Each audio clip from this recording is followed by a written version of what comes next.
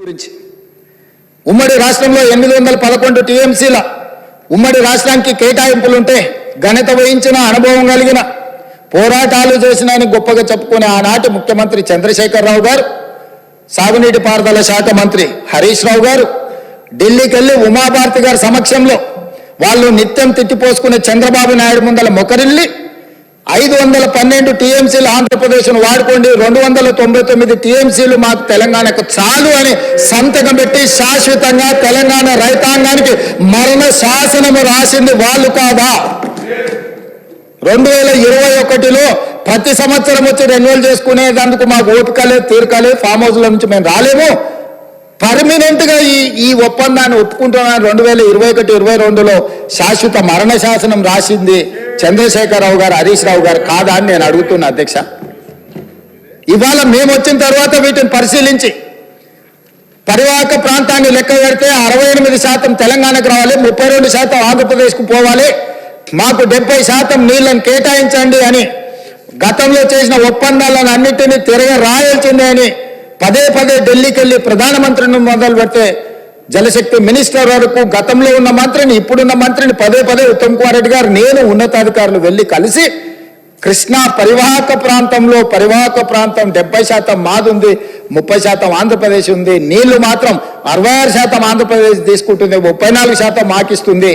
చంద్రశేఖరరావు గారు మా రైతాంగం పట్ల మరణ శాసనం రాసినారు, దీన్ని తిరగ రాయండి, తిరగ తోడండి అని కొట్లాడి దాన్ని కేఆర్ఎంబీ నుంచే కాదు సుప్రీంకోర్టు వరకు కొట్లాడింది మేము కాదా అధ్యక్ష? మేం కష్టపడి కొట్లాడి నిరంతరం చేస్తుంటే మీ తప్పిదాలు ఎక్కడ బయట పడతావో అని చెప్పి ముందుకు ముందే ఎగబడి అబద్ధాలు చెప్పి ఎదురు దాడి చేసి ఎంతకాలం బతుకుతారు అధ్యక్ష? ఇవాళ నేను గుర్తు చేయదలుచుకున్న అధ్యక్ష, ఆనాడు తమరగూడ శాసనసభ 2004లో డాక్టర్ వైఎస్ రాజశేఖర రెడ్డి గారు ముఖ్యమంత్రిగా ఉన్నప్పుడు కడప ఇన్ఛార్జ్ మినిస్టర్ అధ్యక్ష కీర్తిశేషులు నాయన్ నరసింహారెడ్డి గారు కాదా? హరీష్ రావు గారు ఎమ్మెల్యే కాకుండా మంత్రిగా రాజశేఖర రెడ్డి గారి మంత్రివర్గంలో చేరిన మాట వాస్తవం కాదా? రాజశేఖర రెడ్డి గారి ఆశీర్వాదంతో కేంద్రంలో మంత్రి అయింది చంద్రశేఖరరావు కాదా అధ్యక్ష? చంద్రశేఖరరావు గారు కేంద్ర మంత్రిగా ఉన్నప్పుడే 4,000 క్యూసెక్కులు ఉన్న పోతిరెడ్డి పాడు 44,000 క్యూసెక్కులకు పెంచిన మాట వాస్తవం కాదా? ఆనాడు మరి శశిధర్ రెడ్డి, పి జనార్దన్ రెడ్డి గారు సొంత ప్రభుత్వంలో ఉండి కూడా పోతిరెడ్డి పాడు పొక్క పెద్దది చేస్తే శాశ్వతంగా తెలంగాణ ఎడారిగా మారుతుంది, దాన్ని అడ్డుకోవాల్సిందని ఇదే శాసనసభలో నిటారుగా నిలబడి కొట్లాడింది పి జనార్దన్ రెడ్డి కాదా? ఆనాడు రాజశేఖర రెడ్డి గారికి హారతులు ఇచ్చింది చంద్రశేఖరరావు, హరీష్ రావు గారు కాదా అని నేను అడుగుతున్నా అధ్యక్ష. ఆనాడు మంత్రివర్గంలో ఉన్న మీరు, ఆనాడు కడప జిల్లా ఇన్ఛార్జ్ మంత్రిగా ఉన్న నాయన్ నరసింహారెడ్డి గారు, మీరు శాశ్వతంగా తెలంగాణ హక్కులను తాకట్టు పెట్టి తెలంగాణ నిడారిగా మార్చి నా పాలమూరును, నల్లగొండను, రంగారెడ్డి జిల్లాను వలసల జిల్లాలుగా మార్చి, ఫ్లోరైడ్ జిల్లాలుగా మార్చి ఈ రైతులను పొట్టన పెట్టుకున్నది మీరు కాదా? మీ నీతి, మీ జాతి తెలంగాణ సమాజం మర్చిపోయిందని మీరు అనుకుంటున్నారా? ఆనాడు మేము లేమా ఈ సభలలో? శాసనమండలిలో నేను లేనా? ఇక్కడ ఉన్నోళ్ళు చాలా మంది ఆనాడు శాసనసభ్యులు కాదా? శ్రీధర్ బాబు గారు, ఉత్తమ్ కుమార్ రెడ్డి గారు ఆనాడు ఈ సభలో లేరా? వెంకటరెడ్డి గారు లేరా? అధ్యక్ష, ఎవరిని మభ్యపెట్టాలని ఈరోజు మాట్లాడుతున్నారు అధ్యక్ష? ఉమ్మడి రాష్ట్రంలో రాజశేఖర రెడ్డి గారి మంత్రివర్గంలో రాజశేఖర రెడ్డి సహకారంతో కేంద్ర మంత్రివర్గంలో ఉన్న చంద్రశేఖరరావు, హరీష్ రావు గారు ఆనాడు అడ్డుకుని ఉంటే పోతిరెడ్డి పాడు పొక్క పెద్దగా ఉండేదా? తెలంగాణకు అన్యాయం జరిగి ఉండేదా అని నేను అడుగుతున్నా అధ్యక్ష. అది పక్కన పెట్టండి అధ్యక్ష. కాంగ్రెస్ పార్టీ శ్రీమతి సోనియా గాంధీ గారు ఆనాడు ఆల్ పార్టీ కమిటీలో ఉత్తమ్ కుమార్ రెడ్డి గారు తెలంగాణ తరఫున రిప్రజెంట్ చేసిండ్రు. అఖిల పక్షాన్ని పిలిచినప్పుడు కేంద్ర హోంశాఖ తెలంగాణ రావాలి అని వారు వాదనలు వినిపించిన తర్వాత జూన్ 2, 2014 నాడు తెలంగాణ రాష్ట్రం ఏర్పడ్డ తర్వాత ఆనాడు ఉమ్మడి రాష్ట్రంలో 2011-12లో కిరణ్ కుమార్ రెడ్డి గారి మీద ఒత్తిడి తీసుకొచ్చి పాలమూరు రంగారెడ్డి ఎత్తిపోతల కోసం, సర్వే కోసం, నిధుల కోసం, ప్రాజెక్టుల కోసం ఈరోజు డీకే అరుణ గారు బీజేపీలో ఉండొచ్చు కాక, డీకే అరుణ గారు, చిన్నారెడ్డి గారు, మల్లు రవి గారు కొట్లాడి ఆనాడు జీవో దీపించి రోజుకు 2 టీఎంసీల ప్రకారం జూరాల నుంచి నీళ్లు తరలించాలి పాలమూరు రంగారెడ్డి కానీ ప్రాజెక్టును ఆమోదింపజేసింది నిజం కాదా అధ్యక్ష? ఆ రోజు తమరు కూడా ఉన్నారు కదా అధ్యక్ష.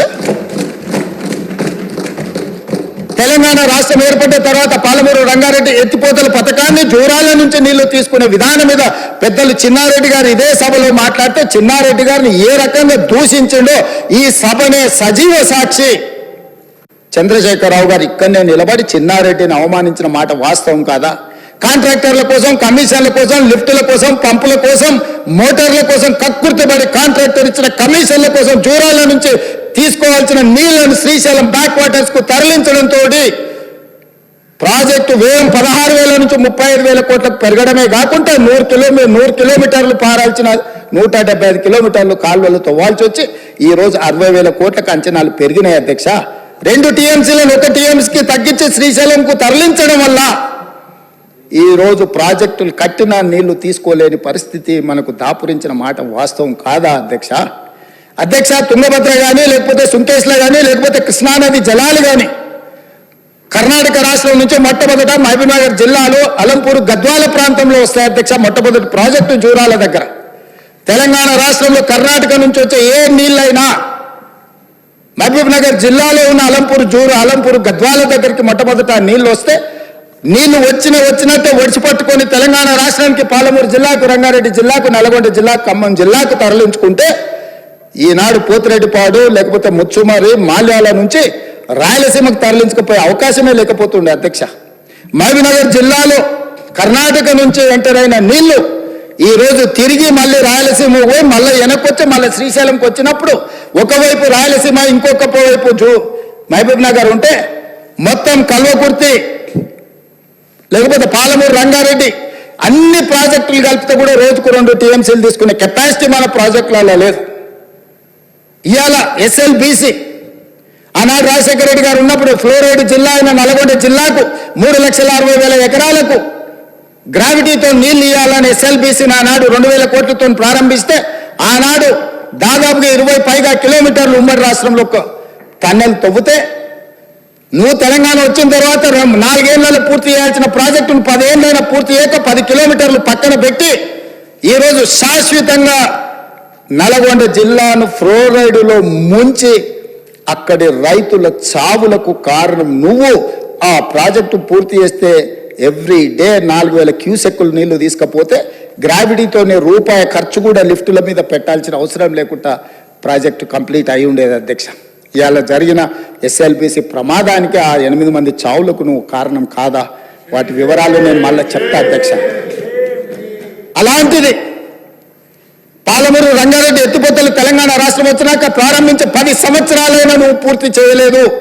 ఈనాడు చంద్రబాబు నాయుడు గారైనా, ఆంధ్రప్రదేశ్ అయినా, కేంద్రమైనా ఈ ప్రాజెక్టులను అడ్డుకుంటుంది అని అంటే ఈరోజు కృష్ణానది మీద నిర్మించిన ఉమ్మడి రాష్ట్రంలో ప్రారంభించిన కల్వకుర్తి కావచ్చు, ఉమ్మడి రాష్ట్రంలో అనుమతులు ఇచ్చిన పాలమూరు రంగారెడ్డి ఎత్తిపోతలు కావచ్చు, ఉమ్మడి రాష్ట్రంలో అనుమతి వచ్చిన మక్తల్ నారాయణపేట కొడంగల్ ప్రాజెక్టు కావచ్చు, భీమా కావచ్చు, నెట్టంపాడు కావచ్చు, కోల్చార్ కావచ్చు, శ్రీరామ్ సాగర్, ఇందిరాసాగర్ కావచ్చు, రాజీవ్ సాగర్ కావచ్చు, కృష్ణా నది మీద పరివాహక ప్రాంతంలో నిర్మాణంలో ఉన్న ప్రాజెక్టులు 60 సంవత్సరాలు పైగా ఉమ్మడి రాష్ట్రంలో పూర్తి కాని ప్రాజెక్టులు 10 సంవత్సరాలు చంద్రశేఖరరావు గారు ముఖ్యమంత్రి ఉన్నప్పుడు ఈ రాష్ట్రంలో ఎందుకు పూర్తి చేయలేదు? దక్షిణ తెలంగాణ పట్ల కృష్ణానది జలాలను మా ప్రాంతానికి ఇవ్వకుండా వివక్ష చూపించి శాశ్వతంగా మా రైతాంగం జీవితాల మీద మరణ శాసనం రాసింది చంద్రశేఖరరావు కాదా అని నేను ఇక్కడ నుంచి అడుగుతున్నా అధ్యక్ష.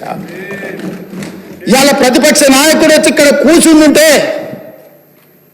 నేను అడిగేదానికి సమాధానం చెప్పాల్సి వస్తుందని ఈరోజు వారి ముఖం చాటు చేసింది అధ్యక్ష. ఇప్పుడే లెక్కలు